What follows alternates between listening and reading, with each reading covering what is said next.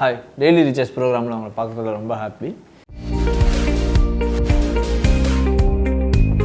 இன்றைக்கி நம்ம எந்த பேசேஜ் பார்க்கலான்னா, மத்தேயு 6வது அதிகாரம் 34வது வசனம்.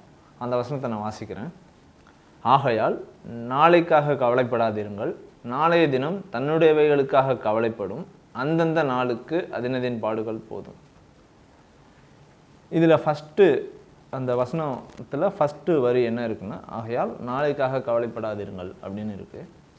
நமக்கு டெய்லி நம்மளோட மார்னிங் எந்திரிச்ச உடனே நம்ம யோசிக்கும் போது இன்றைக்கி என்னென்ன ப்ராப்ளம் வரப்போகுது, இன்றைக்கி ஆஃபீஸில் என்ன மாதிரி இருக்க போகுது, இல்லாட்டா சொந்த காலத்தில் என்ன ஏதாவது பிரச்சனை வருமா அப்படின்னு யோசிக்கலாம். இல்லை ஏதோ ஒரு ப்ராப்ளம் உங்களுக்கு கன்வினியஸாகவே இருந்துகிட்ருக்கலாம். அது ஒரு குறிப்பிட்ட காலம் ஃபுல்லாமே ஏதோ ஒரு வருத்தத்திலே ஏதோ ஒரு பிரச்சனையிலே கூட இருந்துகிட்ருக்கலாம். அந்த மாதிரி சுச்சுவேஷன் எனக்கும் கூட இருந்திருக்கு. ஆனாலும் நம்ம எப்போவுமே நம்ம கடவுள் மேலே விசுவாசம் இருக்கிற நம்ம எப்போவுமே ஐயோ நாளைக்கு இது நடந்துருமோ, நாளைக்கு அது நடந்துருமோ அப்படின்னு நம்ம கவலைப்பட்டு இருக்கக்கூடாது. ஏன் அப்படின்னா,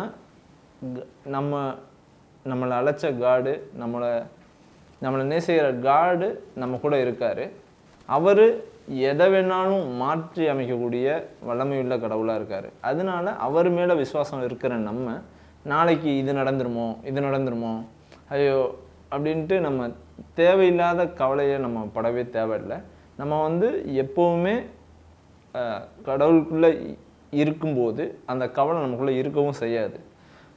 ஒரு பாஸ்டர் சொன்ன ஞாபகம் இருக்குது எனக்கு. ஆக்சுவலாக நம்ம கடவுளுக்குள்ளே பரிசுத்தமாக வாழும்போது எதுக்காக நம்ம நாளைக்காக கவலைப்படணும்? இன்றைக்கி ஒருவேளை நம்ம என்ன பிரச்சனை என்ன ஆகிருப்போது, நம்ம செத்து போயிடுவோமா? ஒருவேளை பரவாயில்ல, செத்தால் கூட நம்ம கடவுளோட பரலோகத்துக்கு தான் போவோம். அதனால் நம்ம நாளைக்கு என்ன ஆக போகுமோ அப்படின்னு நம்ம கவலைப்பட தேவையில்லை அப்படின்னு சொல்லிட்டு அந்த பாஸ்டர் சொன்னார்.